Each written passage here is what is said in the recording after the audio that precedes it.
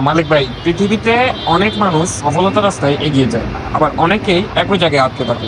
এই দুইটার মধ্যে আসলে তফাৎটা কি, যদি একটু খুলে বলতেন। আচ্ছা, আমাদের সবসময় একটা জিনিস মাথায় রাখতে হবে, সেটা হচ্ছে the more you learn, the more you earn.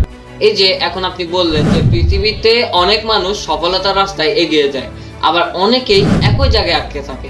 এই দুইটার মধ্যে তফাৎ হচ্ছে পারফেক্টলি লার্নিং না করা। যে যত বেশি শেখে সে তত বেশি এগিয়ে যায়। এখন আপনি বা আমি যদি প্রতিদিন নতুন কিছু শিখতে থাকি, তাহলে সেটাই আমার ভবিষ্যতে আয় বাড়াবে।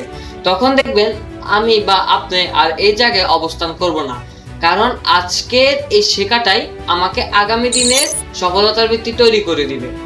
তাই স্কিল শিখে নিজেকে আপগ্রেড করতে হবে, কারণ টাকা আসে জ্ঞান থেকে, আর জ্ঞান আসে আপনার শেখার আগ্রহ থেকে। তাই এজন্য বললাম, the more you learn, the more you